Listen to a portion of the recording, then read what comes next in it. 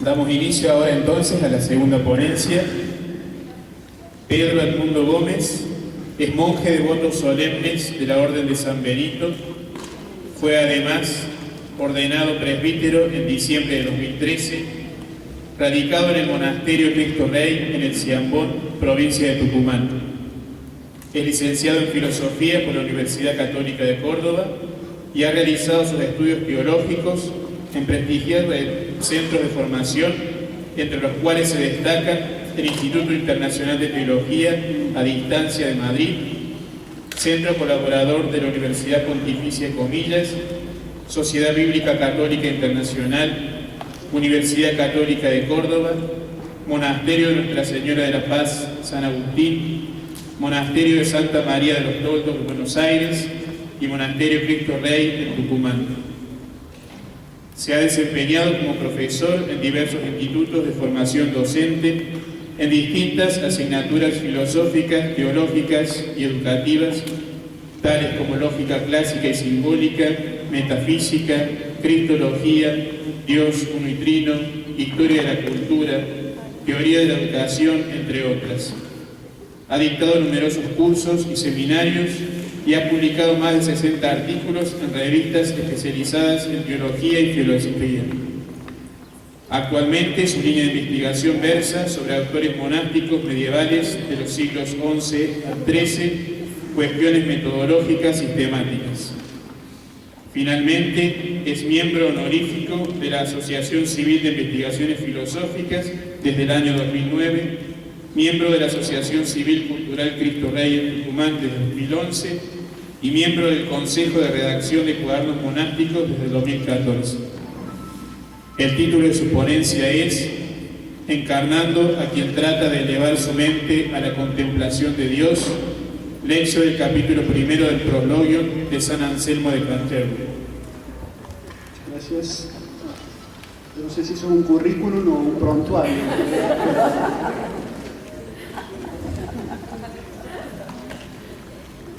Una cosa práctica nada más. Los que saben leer latín, yo no sé bien leer latín, pero hay algunos que están aquí presentes que saben leer latín. Pancho tiene el texto que todos tienen en castellano, en los apuntes que les entregaron. Si alguien sabe leer latín, es mejor que sigan lo que yo voy a hacer en el texto latino. Así que digo que algunos saben latín porque algunos traducen muy bien latín, están los cornavacas dando vueltas por ahí, sabe, así que si levantan la mano, ahí Ezequiel les va a entregar a los que saben latín el texto del Prologio. No tengan vergüenza.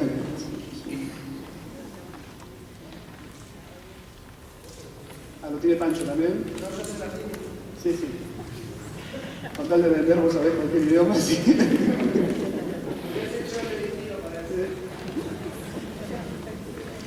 Bueno.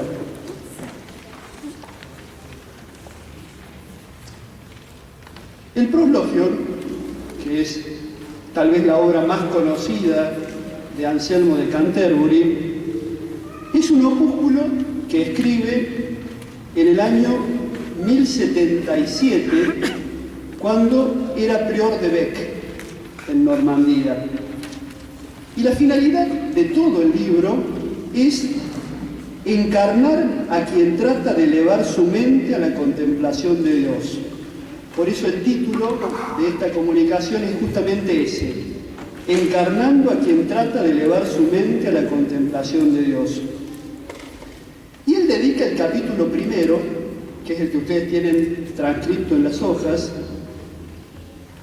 a la exhortación de la mente a la contemplación de Dios, o como dice otra traducción, la incitación del espíritu a la contemplación de Dios.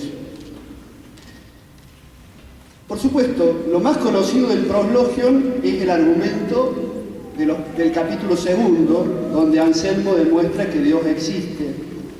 Pero este texto, que vamos a leer y comentar ahora, es uno de los textos espirituales de Anselmo más conocidos, porque todos los que rezan el oficio romano, y rezan el oficio de lectura del oficio romano, lo leen el próximo viernes. El primer viernes del tiempo de Adviento, toda la iglesia de rito romano reza y lee este texto que vamos a leer hoy. Así que es un texto que los curas no pueden alegar y los religiosos no pueden alegar que alguna vez en la vida no lo han leído al menos, o deberían haberlo leído. El texto es fruto de la Lectio Divina, que es uno de los caminos para llegar a la contemplación de Dios. Si así el Padre Gabriel nos hablaba de otro de los caminos para contemplar a Dios, que es la contemplación de los íconos. Yo les voy a hablar ahora de uno de los caminos de la contemplación, que es la Lectio Divina. El texto es fruto de la Lectio Divina de Anselmo. Hay un sacerdote jesuita que reside en Chile, el padre André Hubert, que ha descrito cómo San Anselmo hacía la Lectio Divina, que me parece que es bueno recordarlo para que nos ayude a saber cómo nosotros podemos leer el texto que Anselmo escribe. En cita: va leyendo la Escritura o algún libro de los padres, lee en voz alta y lentamente. Él o los vecinos pueden escuchar su lectura. En cualquier momento, el lector puede dejar su lectura si algo le llama la atención, para rumiar lo leído. Así puede ir repitiendo frases. Los sonidos penetran la mente hasta el corazón. Puede ir también escribiendo algunas frases del texto leído o de sus ideas personales. Esta experiencia facilita para muchos la contemplación cuando se trata de un texto de la Biblia, y para otros la introspección y la reflexión personal. El lector puede también repetir o expresar lo leído a su manera, según como lo entiende.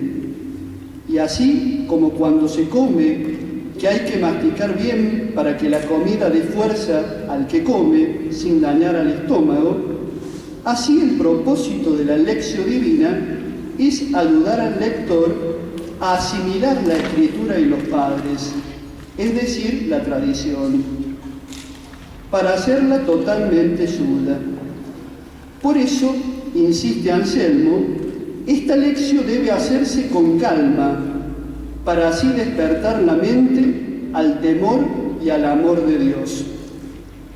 También recomienda leer sin prisa, empezar desde cualquier parte de la meditación. Esto significa que el lector se transforma en autor de la meditación, o por lo menos en coautor de la reflexión. Según su humor, según va entendiendo, según su tiempo, va leyendo, va entendiendo y va entrando en lo que lee. Fin de la cita del Padre Hubert. El Padre Hubert lo que está haciendo es, está comentando el prólogo que Anselmo escribe a una de sus obras, que se llama Oraciones y Meditaciones, donde él les explica a sus lectores, particularmente a la mujer a la cual le estaba regalando el libro de las meditaciones y las oraciones, cómo hay que leer una obra monástica, cómo hay que leer una obra de un padre de la Iglesia. Después nosotros, los contemporáneos, hemos recurrido a muchos modos o estrategias de lectura o a diversos métodos para leer.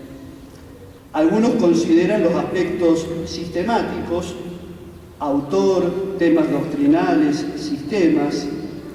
Otros hacen un abordaje histórico-crítico, autor, contexto histórico, contexto doctrinal. Otros hacen un acercamiento lingüístico estructural, textos, términos, temas. Otros hacen un acercamiento hermenéutico estructural, la obra íntegra, el discurso estructurado. Todas esas son formas que nosotros leemos hoy. Anselmo pide que leamos su obra de otra manera. Él pide que la leamos como él leía la palabra de Dios.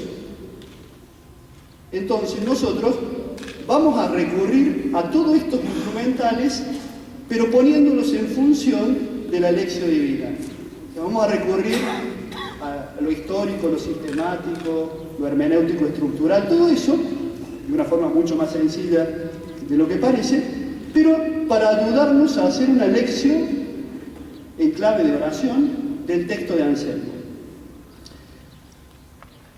Nuestro objetivo puede ser expresado en estas palabras de José Ramón Pérez, al cual algunos de ustedes conocen, que en cierta forma es el culpable de que no leyera San Anselmo, es culpable de que yo use este hábito negro en cierta forma, aunque yo diría que la culpa es mía, pero en cierta forma la lectura de Anselmo, que es una cuestión personal, es la que me acercó a la vida monástica desde otra perspectiva totalmente distinta, que es también la que quiero que descubramos hoy. Dice Pérez, el presente trabajo intenta describir el progreso vivo de la experiencia de Anselmo en la contemplación de Dios, inexpresable en silogismos, pero ineludible como método experiencial para lograr, una vez practicado, entender realmente de qué se trata. Si no entendemos el método de Anselmo y no hacemos la experiencia de Anselmo, no entenderemos qué es lo que escribió Anselmo. Esa sería la idea de esto, ¿no? El ejercicio va a ser muy simple, vamos a ir leyendo, pues ustedes tienen el texto en castellano, los que saben latín lo tienen en latín también, vamos a ir leyendo el texto, leo cada uno de los párrafos y voy haciendo algunos comentarios. De eso pueden surgir después las preguntas, pueden surgir después las consideraciones, y espero que después de todo esto surja también la oración como parte de esta lectura. Se van a llevar el texto para seguir leyéndolo, seguir rezándolo. Si por algo leo autores medievales y los explico, es para que la gente los lea y los rece. No hay otra finalidad. Así que vamos al primer párrafo. Pueden seguirlo en la lectura todos. Oh hombre lleno de miseria y debilidad, sal un momento de tus ocupaciones habituales, ensimismate un instante en ti mismo, lejos del tumulto de tus pensamientos. Arroja lejos de ti las preocupaciones agobiadoras, aparta de ti tus trabajosas inquietudes. Busca a Dios un momento, sí, descansa siquiera un momento en su seno. Entra en el santuario, apártate de todo excepto de Dios y de lo que puede ayudarte a alcanzarle. Búscale en el silencio de tu soledad. Oh corazón mío, di con todas tus fuerzas, di a Dios, busco tu rostro busco, oh Señor. El capítulo primero es una bellísima meditación, oración, sostenida y tejida por citas bíblicas. Algunos textos están textuales y otros están sugeridos. Esto es una de las cosas que descubrí preparando esto. Al texto lo he leído muchas veces por cuestiones personales, cuestiones de educación, cuestiones de algún trabajo de investigación, pero nunca lo había leído desde la perspectiva de ver qué palabra de Dios estaba por detrás del texto de Anselmo. Y empecé a ver que está tejido y sostenido por citas de los salmos. Algunos salmos están casi textuales, como el Salmo 26. Mi corazón sabe que dijiste, busquen mi rostro, yo busco tu rostro, Señor, que justamente se opone al salmo que todos recordarán que es la clave del argumento. El necio dice en su corazón, no hay Dios. Pero también hay otras citas de salmos implícitas. El Salmo 41, como la sierva sedienta busca las corrientes de agua, así mi alma suspira por ti, mi Dios. Y el Salmo 62, Señor, tú eres mi Dios, yo te busco ardientemente, mi alma tiene sed de ti, por ti suspira mi carne como tierra reseca, sedienta y sin agua. Los salmos, cantados sabiamente en la liturgia y rumiados en la lección divina, han ido formando su mente monástica, según el principio benedictino, de que asistimos a la salmodia de tal modo que nuestra mente concuerde con nuestra voz. El prologion es una locución, un mensaje dirigido a otro. Cada uno de los párrafos de este capítulo comienza con una interjección. El primero, y más breve, que es el que leímos, se dirige al hombre, al lector, y asimismo con la expresión eia nunc homuncio. La interjección es la utilizada para exhortar y animar y consolar. El adverbio es el del tiempo presente y el sustantivo que utiliza significa hombrecito o mejor aún, pobre hombre, aunque otros prefieren traducir hombre mortal, hombre insignificante o simplemente pobre mortal. Solo un hombre experimentado, señala el doctor Pérez, en las cosas humanas y en las cuestiones divinas, puede comenzar con una interjección de aliento que amablemente hace violencia al hombre para que no se detenga en el umbral. En efecto, la altura de lo divino parece no ser para el hombre, y sin embargo, el hombre que no es divino ha sido hecho para semejantes alturas. Fin de la cita de Pérez. Anselmo se sitúa y nos coloca entre la grandeza, riqueza y la miseria y la pobreza. Reconociéndose pecador, tiene la experiencia de su miseria y se descubre necesitado de la misericordia de Dios.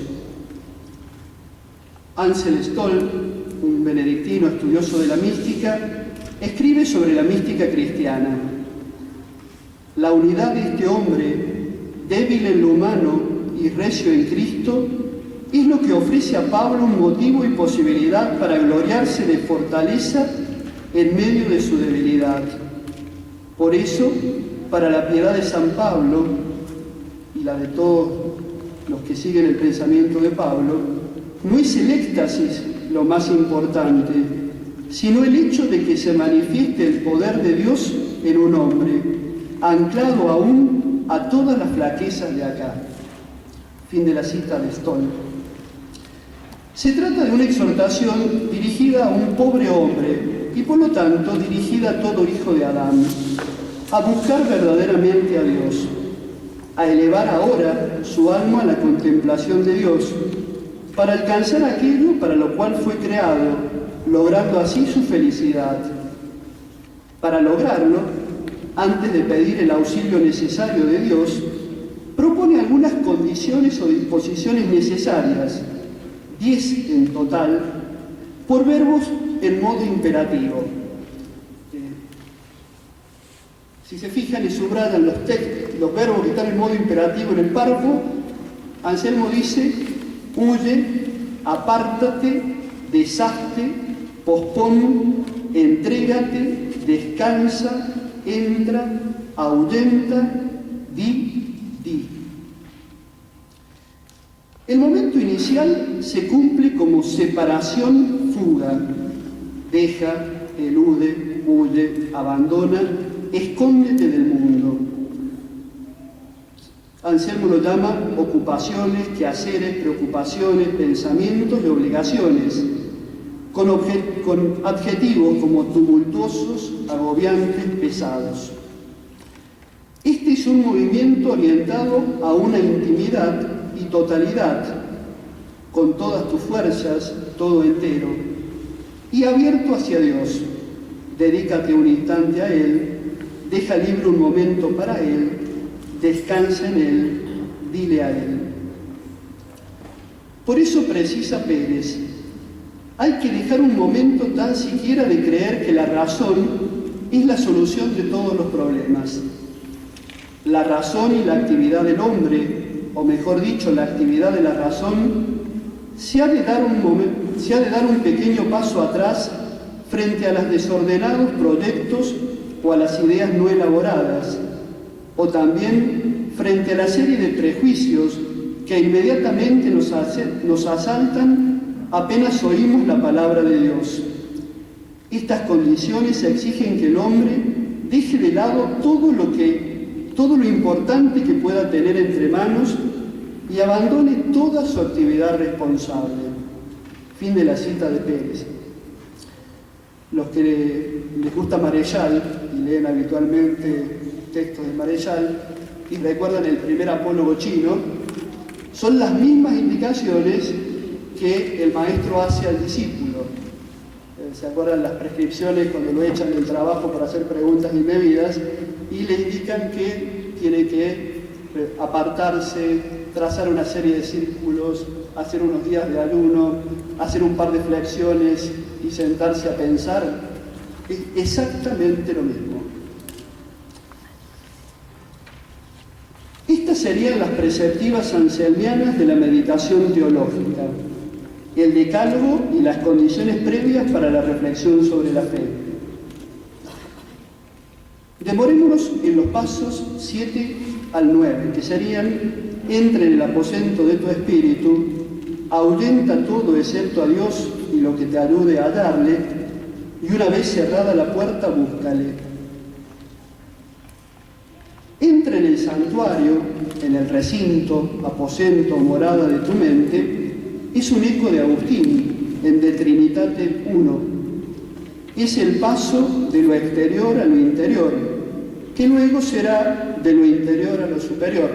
Si se recuerdan, es una de las mismas frases que dijo un padre griego, citado hace unos instantes por el padre Gabriel. Para entrar hay que apartarse, arrojar, descartar todo excepto a Dios y lo que puede ayudar a buscarle.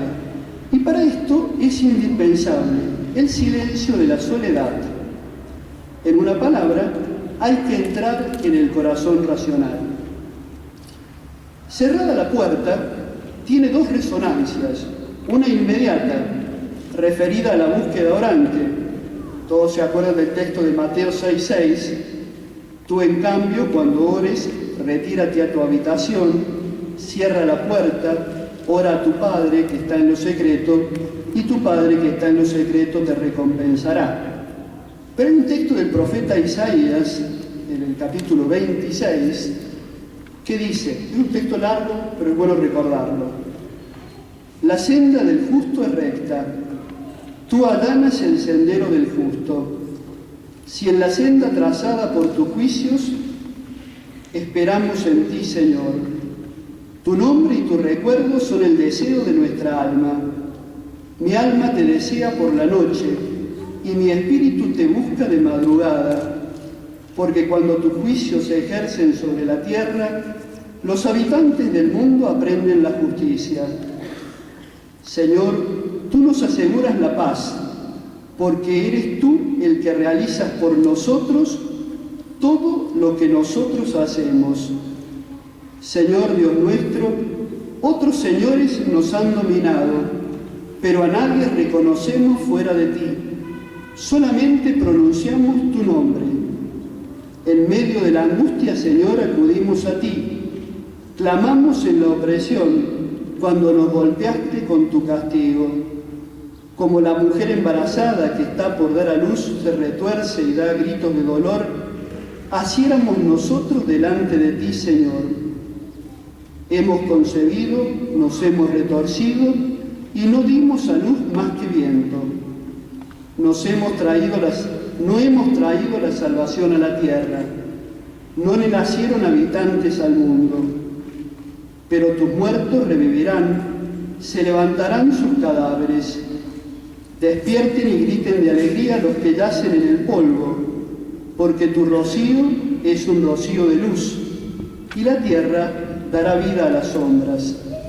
Ya que viene la cita: ve, pueblo mío, entra en tus habitaciones y cierra tus puertas por dentro. Escóndete por un instante hasta que pase la ira. Primera conclusión.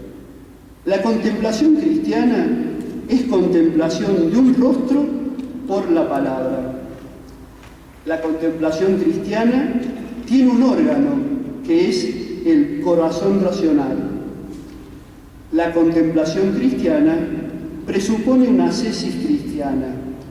En términos de Anselmo, la fides querens intellectum implica la fides mundans cor.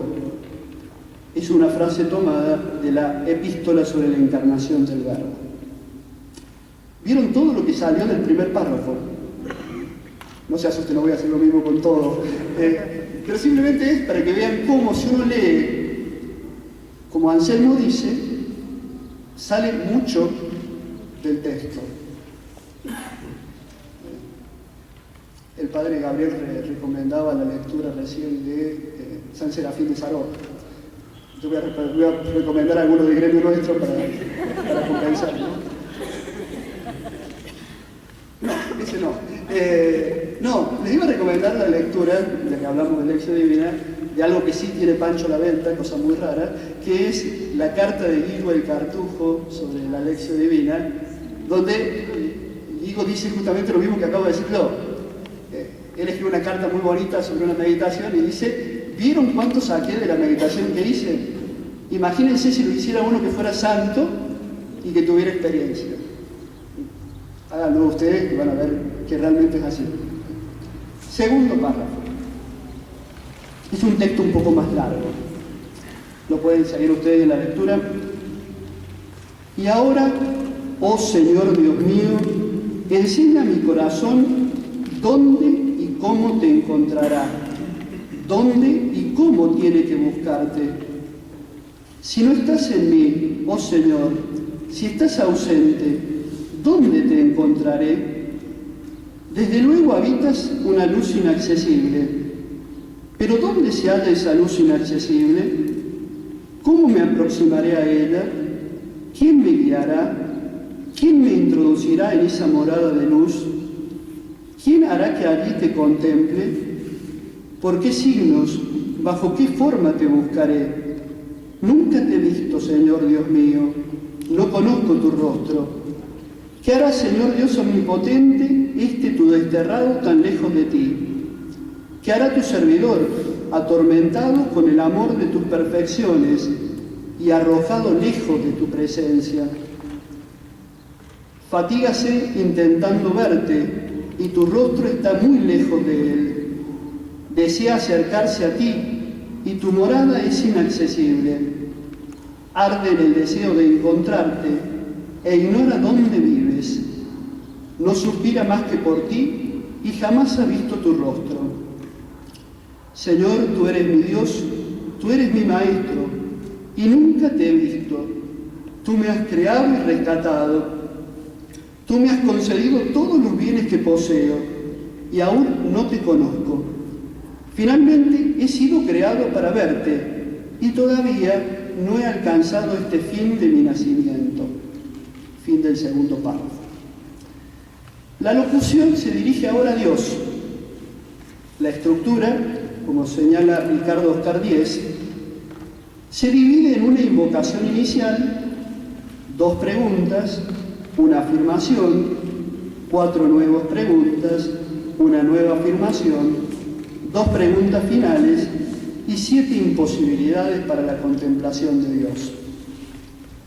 Comienza pidiendo: y ahora tú, Señor Dios mío, enseña a mi corazón dónde y de qué modo te busca, dónde y de qué modo te encuentra, confiando en la palabra evangélica de Mateo 7:7. Pidan y se les dará, busquen y encontrarán, llamen y se les abrirá, porque todo el que pide, recibe, y el que busca, encuentra, y al que llama, se le abrirá. La invocación, que se repite 3 veces, Domine Deus meus, es casi como el estribillo que se va a repetir durante toda la meditación. 2 cuestiones constituyen la súplica de enseñanza: el dónde y el cómo, que se especifican en: si no estás aquí en mí, oh Señor, si estás ausente, ¿dónde te encontraré? Y si estás en todas partes, ¿por qué no te veo presente? Resumiendo así el problema del lugar de la contemplación. Afirma, siguiendo a San Pablo en la primera carta a Timoteo, que Dios es el único que posee la inmortalidad y habita en una luz inaccesible a quien ningún hombre vio ni puede ver. La inaccesibilidad objetiva de esta luz está aumentada por la lejanía y oscuridad del pecado, como lo confiesa el Salmo 50. No me arrojes lejos de tu presencia, no retires de mí tu Santo Espíritu. Dios es omnipotente, trascendente e inmanente a la vez. La cuestión es, ¿por qué no lo contemplamos? 4 preguntas. ¿Dónde? ¿Cómo? ¿Quién? ¿Qué signos? ¿Qué señales? Intentan decir algo del modo en que es posible alcanzar a Dios. Al percibir la inaccesibilidad de lo que busca el orante pensante, atestigua su frustración. Nunca te vi, Señor Dios mío, no conozco tu rostro. Y al pronunciar por segunda vez el Señor Dios mío, el texto expresa la negatividad del ver conocer respecto a Dios. 2 cuestiones indagan entonces por lo que el hombre debe y puede hacer. El paisaje se termina de oscurecer con 7 imposibilidades, dificultades, que el corazón humano tiene para pretender acceder a lo deseado y a lo inaccesible. El acceso a la contemplación de Dios no está dentro del poder del hombre.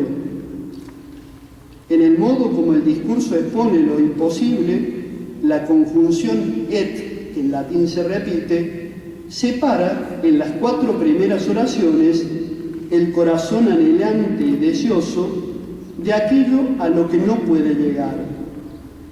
Las otras 3 imposibilidades, precedidas por una nueva invocación al Señor Dios mío, separan con el et nuevamente lo que Dios es en sí mismo de su hacer respecto del hombre. Señor, tú eres mi Dios, tú eres mi Maestro, mi Señor, y nunca te he visto.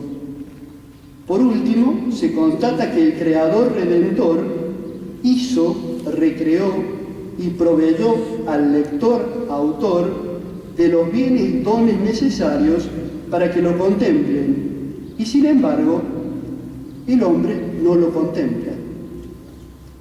Esta primera búsqueda culmina señalando a la vez el deseo ardiente de Dios y la imposibilidad por cumplirlo. Aunque fue hecho para verlo, nada puede por sí mismo.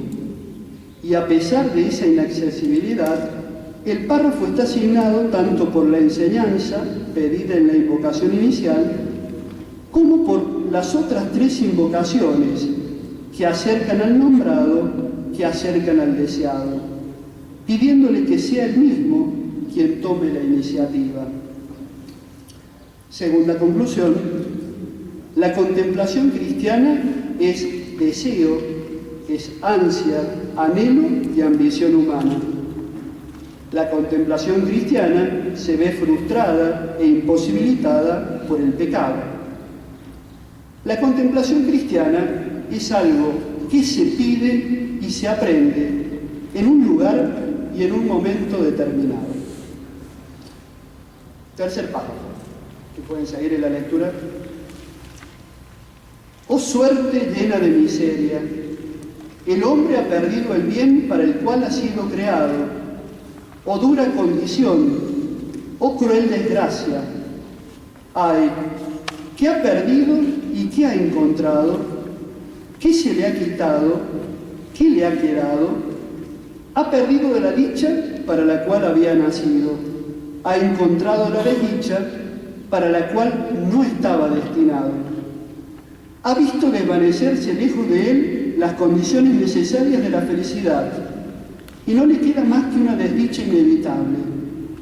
El hombre comía el pan de los ángeles, ahora tiene hambre y come el pan del dolor, que ni siquiera conocía entonces. Oh duelo público de la humanidad, gemido universal de los hijos de Adán. Este Padre común gozaba en la abundancia, ahora gemimos en la necesidad. Mendigamos, y Él estaba en la riqueza. Poseía felicidad, lo ha perdido todo y vive en la angustia de la miseria. Como Él, estamos nosotros en la necesidad y el dolor. Formamos deseos sellados con el carácter de nuestros sentimientos, de nuestros sufrimientos, y no son satisfechos, puesto que lo podía fácilmente. ¿Por qué no nos ha conservado un bien cuya pérdida debía sernos tan dolorosa?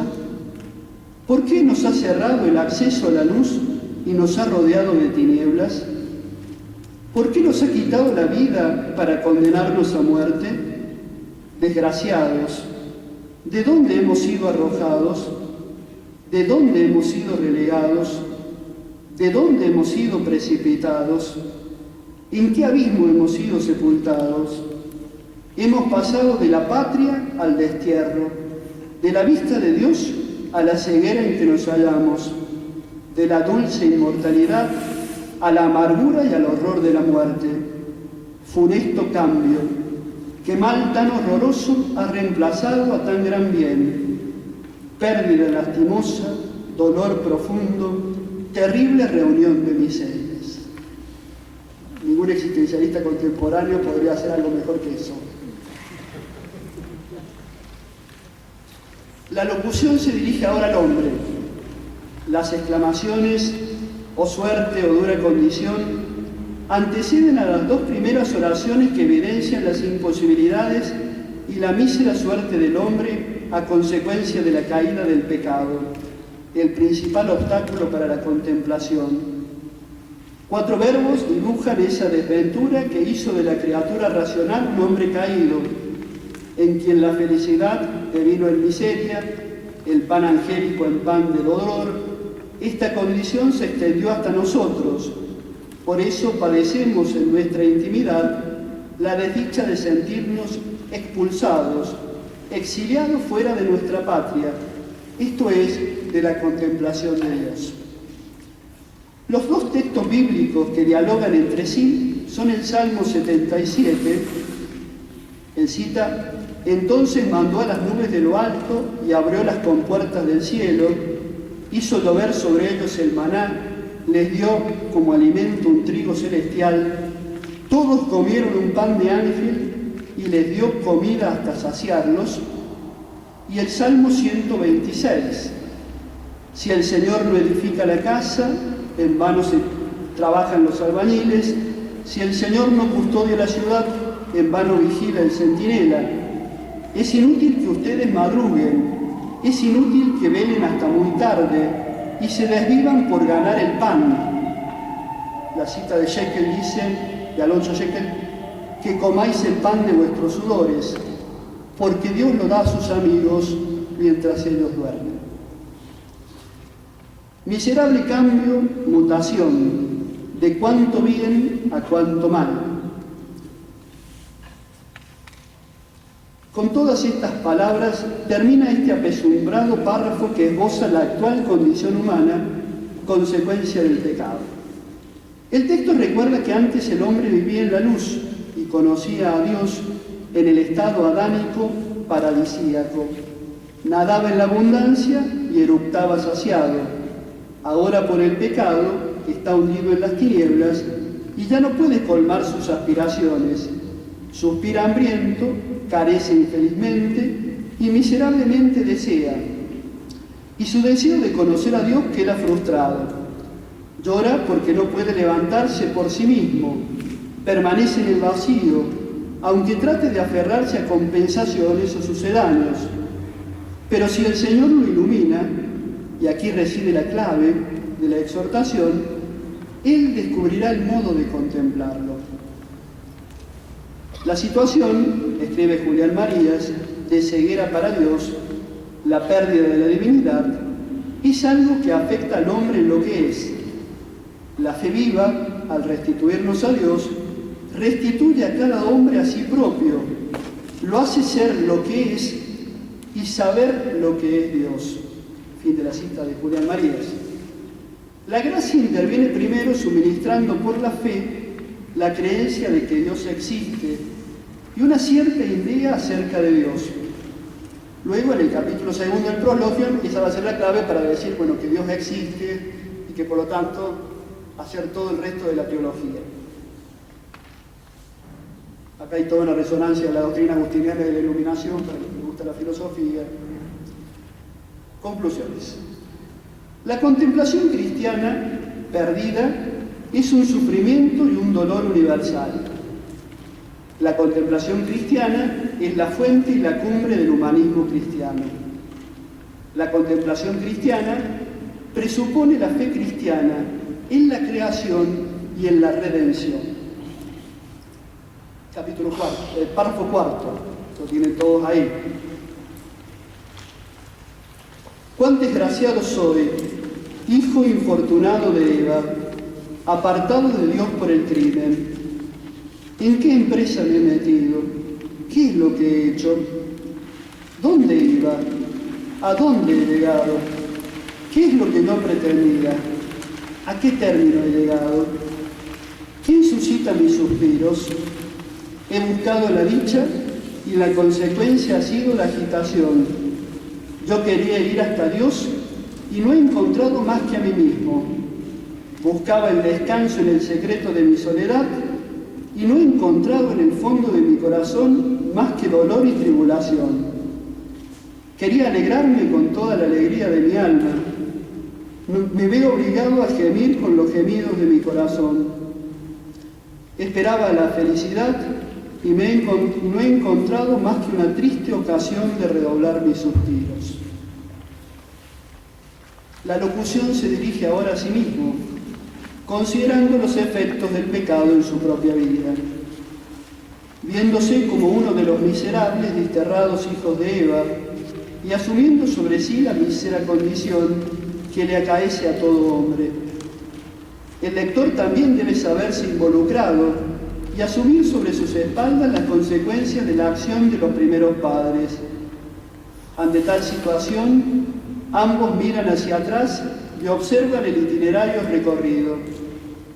Tendía hacia Dios y he dado, la traducción podría ser tropecé, caí sobre, conmigo mismo.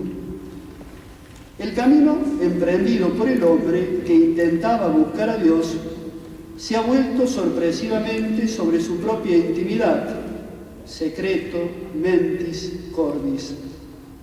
Hay aquí ecos del noxete ipsum cristiano que proviene de Agustín y deriva en Bernardo.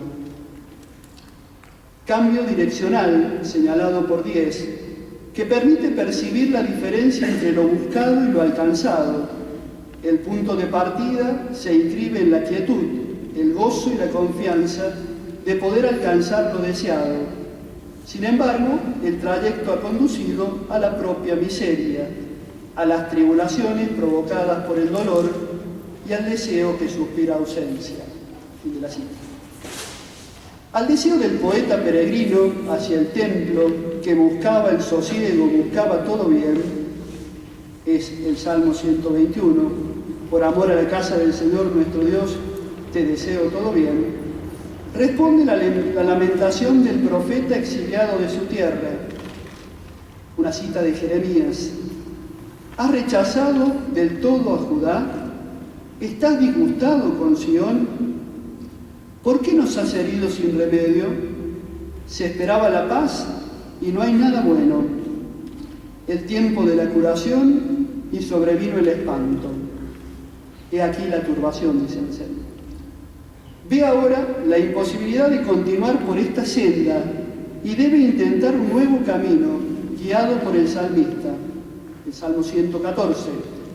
Los lazos de la muerte me envolvieron, me alcanzaron las redes del abismo, caí en la angustia y la tristeza. Entonces invoqué al Señor, por favor, sálvame la vida. El párrafo anterior bosquejaba en general la miseria del hombre como consecuencia de la caída de Adán y Eva.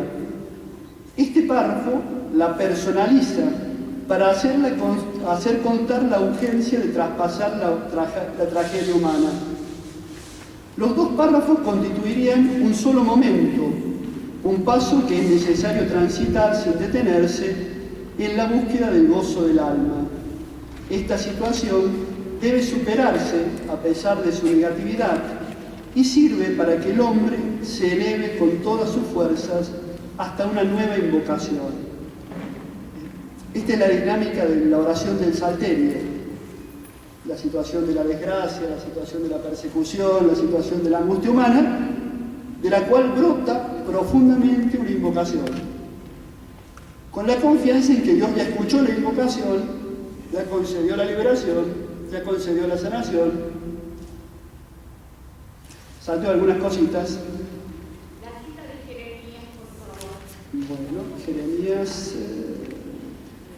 14:19.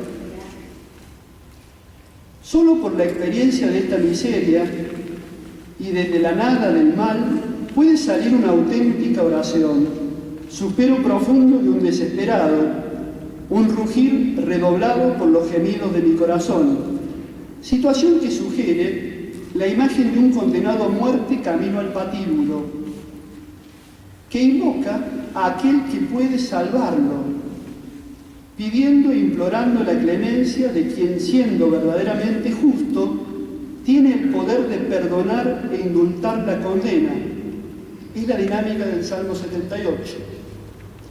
Conclusión. La contemplación cristiana es un camino, un itinerario en etapas, en el que no es posible detenerse. La contemplación cristiana comienza con el conocimiento, aceptación paciente de sí mismo. La contemplación cristiana es una contemplación humilde, una contemplación desde abajo. Pueden leer el libro de Grum, también el gremio, así pueden leer. Aunque a algunos les parece poco ortodoxo. Párrafo quinto.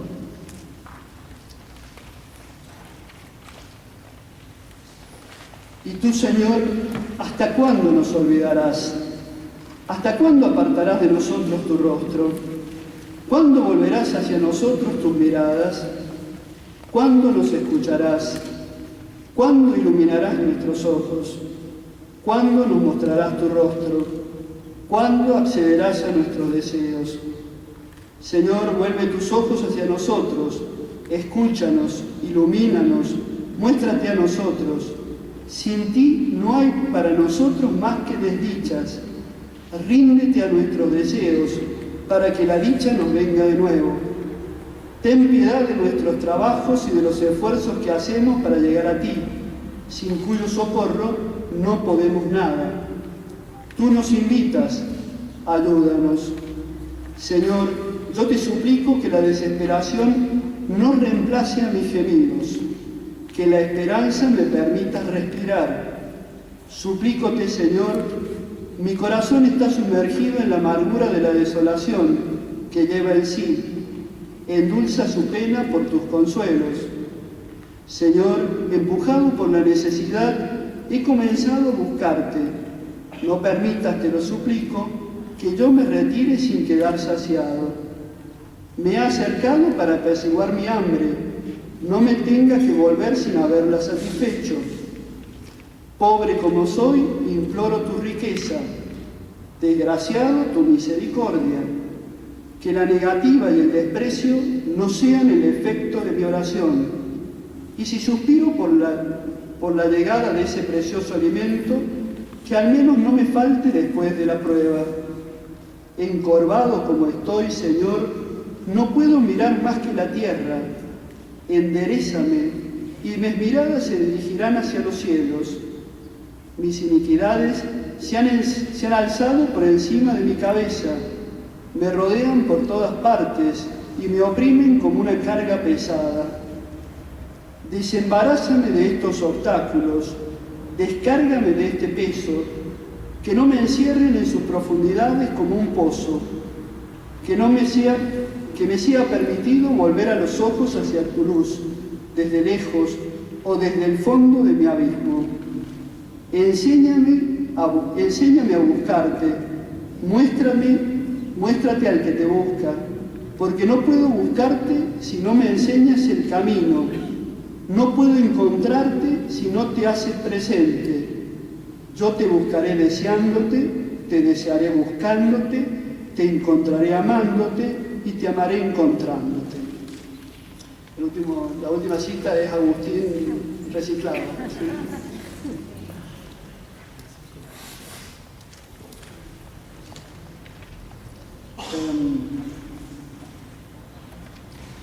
Hay una serie de salmos que están por detrás de esto, no los leo, sino que les digo los números. Salmo 26, el Salmo 12, el Salmo 6, el Salmo 79. Hay una serie de súplicas sálmicas que están sosteniendo el texto. La oración le permite al hombre no desesperar suspirando, sino respirar con esperanza. Lo que está por detrás son textos de Job, en el capítulo 3, versículo 24, textos del Salmo 38, textos del Salmo 68, y para resumir este apartado, la primera oración une la necesidad de que Dios enseñe con el tener que revelarse para que la enseñanza se realice. Esto se enmarca entre dos acciones: la búsqueda del orante y el don del encuentro. Enséñame a buscarte y muéstrate al que te busca, porque no puede buscarte si no le enseñas, ni encontrarte si no te muestras. La segunda súplica tiene dos quiasmos, que son dos figuras retóricas que se cruzan, dos palabras que se repiten cruzadas sería, que si bien están dirigidos a Dios, subrayan las acciones humanas que se entrecruzan: buscar y desear, encontrar y amar. Te buscaré deseando y te desearé buscándote, te encontraré amándote y te amaré encontrando. Mediante estas colaboraciones y acciones supera la inquietud y la angustia que produce su trágica condición y comienza a crecer su confianza y esperanza en el único que puede liberarlo de la pesada carga del pecado y llevarlo también a la contemplación.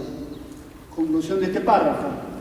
La contemplación cristiana es el cumplimiento de un deseo frustrado, en que está en juego la finalidad de la vida humana y de la creación entera. La contemplación cristiana es posibilitada por la gracia de Dios, que ayuda al hombre a ser el hombre que Dios deseaba al crearlo. La contemplación cristiana es fruto de la colaboración, perdón por los guioncitos, entre Dios y el hombre.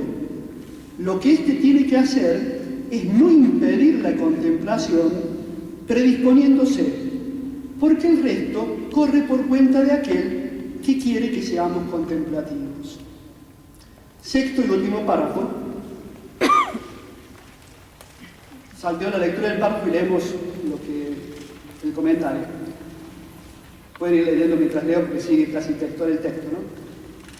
Se dirige por última instancia a Dios, pero retornando a la intimidad del hombre, concluyendo así el círculo camino recorrido. Comienza dando gracias a Dios por haber impreso la imagen creada de su divinidad en cada hombre, en su propia identidad, mismidad. Esta imagen que lleva dentro es la huella del Creador en todo lo creado, que permite recordarlo, pensarlo y amarlo. Esta semejanza que ya tenemos dentro es la que posibilita la contemplación. Sin embargo, en el hombre se encuentra deteriorada y oscurecida por el humo de los vicios y el contacto con los pecados, lo que nos debe recordar los bellos íconos antiguos recubiertos con las capas de humo. Por la conciencia que tiene quien escribe y quien lee de que solo el Señor puede renovar y reformar esa imagen, se rejuvenece el deseo que mueve al pensamiento para comprender las verdades divinas. La noción agustiniana de una particular presencia de Dios en el interior del hombre redimido, como verdadera y fácilmente accesible para el conocimiento, juega un papel fundamental en toda la obra de Anselmo. Desea entender de alguna manera la verdad de Dios que ya cree y ama en su corazón racional. Por eso excita su mente para que, por y en la oración, su alma se eleve hacia Él.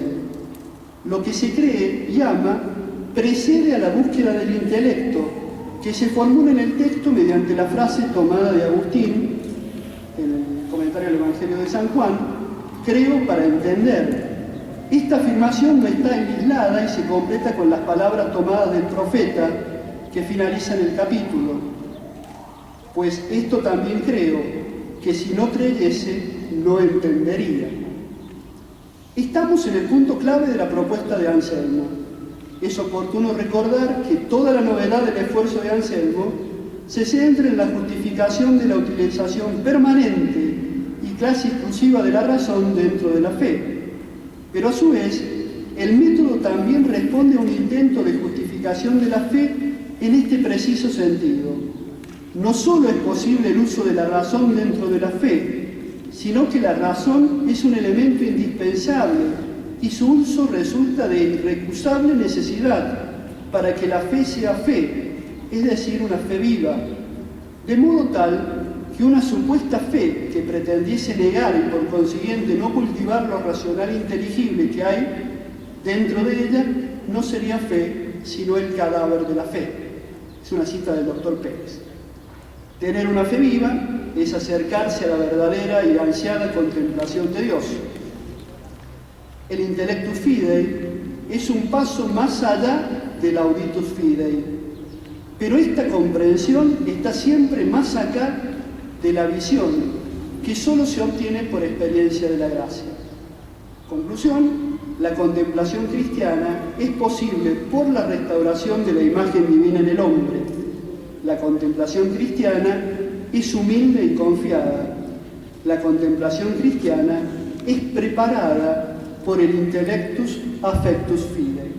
Y para terminar, les propongo que leamos juntos, ya leí bastante yo, la oración que tienen al final del texto, que no es de Anselmo, sino que está bajada de vatican.va, que es la oración que se propone para completar la meditación.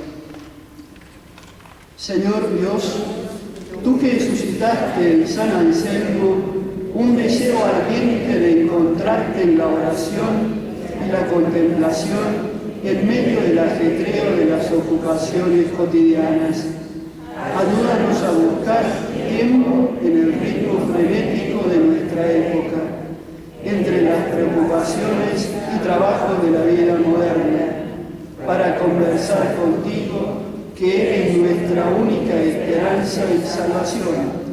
Te lo pedimos por Jesucristo nuestro Señor, que contigo vive y reina en la unidad del Espíritu Santo, por los siglos de los siglos. Amén. San Anselmo, ruega por nosotros.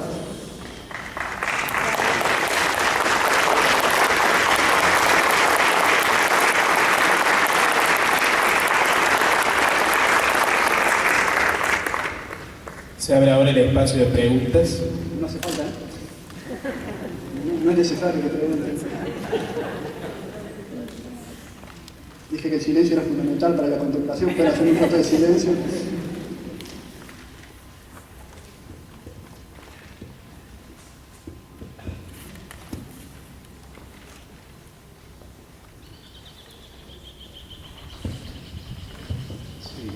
Gracias de nuevo por preguntar.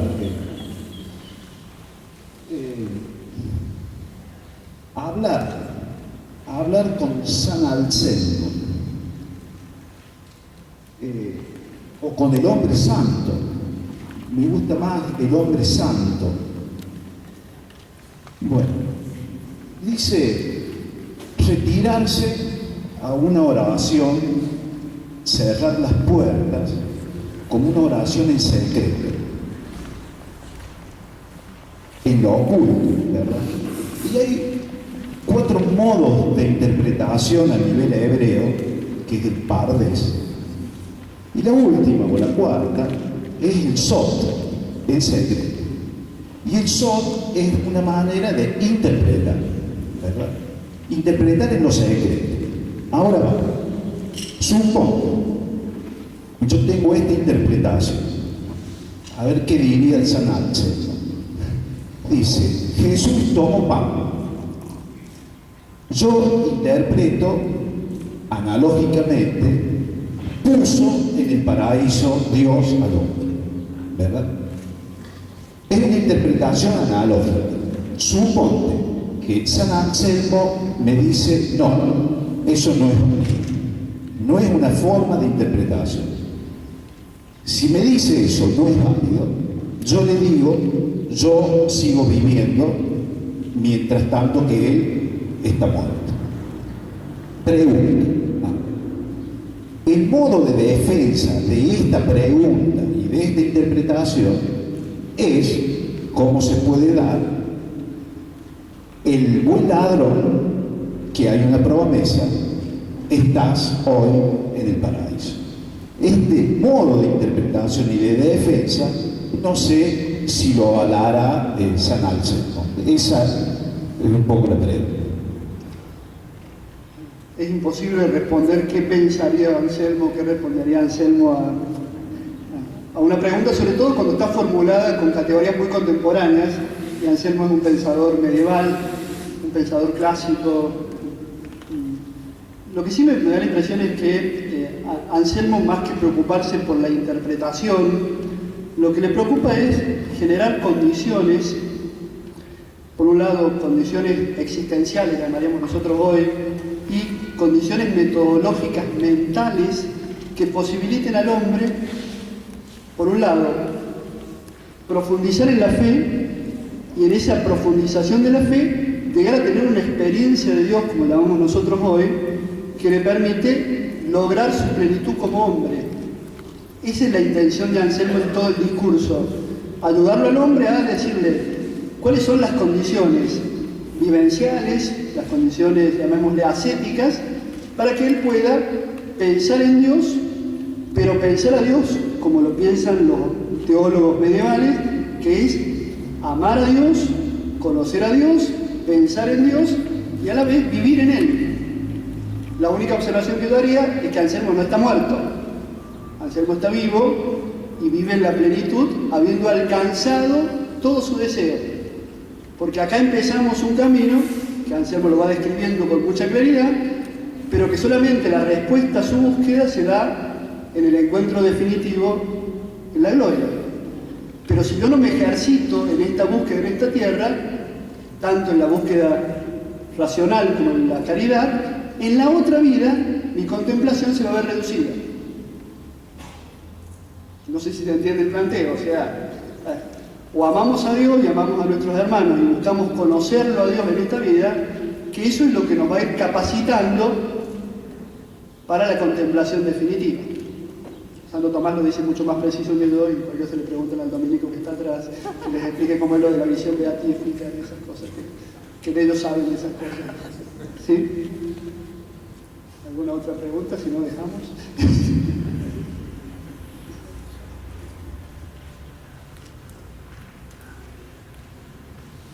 Buenas tardes, padre. Quería saber si nos puede decir unas palabras sobre el Fides Quaerens Intellectus de San Anselmo, y si quiere agregar algún condimento del profesor José Ramón Pérez. Salvo que es el subtítulo del cartel de la librería, que es un problema, pero bueno. En realidad, yo me acerqué a leer el texto del Postlogium porque el último párrafo, que es curiosamente el que los curas y los religiosos leen, porque el que hizo la selección del texto para el breviario, lo cortó. Le gustó ese amándote, el encontrándote, que suena muy romántico. Y el último párrafo, que en realidad es el párrafo que Anselmo en realidad quiere llegar a la conclusión, que es lo que a él le interesa, para dar pie al capítulo segundo, que es el tema del Fides Quaerens Intellectus, el piadoso selector de textos del breviario lo suprimió, lo cortó y lo dejó de lado. Que es este tema de que si no creo no entiendo, que es la preocupación de Anselmo y es la preocupación de todos los padres, desde los primeros y de todos los autores teólogos de la Edad Media, ¿no? Y Anselmo lo que está creando son las condiciones, en esta cosa que es tan piadosa aparentemente, pero en el fondo está creando las condiciones para que pueda haber un verdadero teólogo. Esto dirán ustedes, pero es muy platónico esto de que uno tiene que dar una vida moral adecuada para llegar a la contemplación de la verdad. Eso es verdadero. Aunque nuestra formación intelectual hoy día diga que puede haber un teólogo que ni crea, lo cual es epistemológicamente sería imposible, o un teólogo que no viva su fe, un teólogo que no rece, un teólogo que no comparta la tradición, un teólogo que no acepte las decisiones del magisterio. Eso es posible a nivel contemporáneo. En la mente de Anselmo sería círculo cuadrado. Es una expresión que totalmente contradictoria, porque si uno no cree, vive, celebra, no puede entender. Y si no entiende, no puede enseñar. No estoy criticando a nadie en particular, no piensa en ningún nombre, sino es planteando cómo él plantea lo de, y una explicación personal. El doctor Pérez insistentemente repetía que hay que hacerse monje. Lo que él quería decir era, usando una comparación, cumplir estas condiciones que Anselmo plantea. Alejarse, tomar distancia, quedarse con Dios y lo que puede ver a buscarlo, y hacer una experiencia madura de la fe y una experiencia madura de la razón con la metafísica. Claro, yo entendí literalmente el hacerse monje, lo cual significa ser mal esto. Soy como Origen, el maestro de la alegoría que interpreta los textos al revés, pero bueno, no, en esta línea, cuando dice la confesión personal al principio, que es muy al estilo de Anselmo, estas cosas son vida.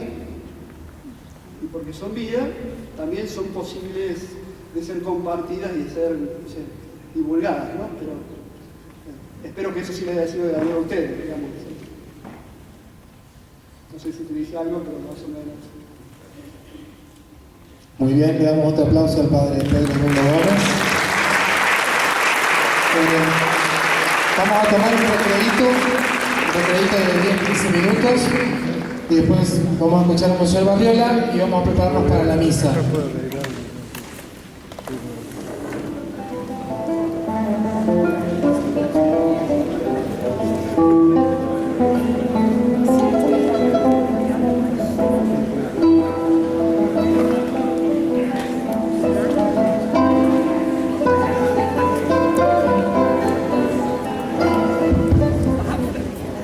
Buenas tardes.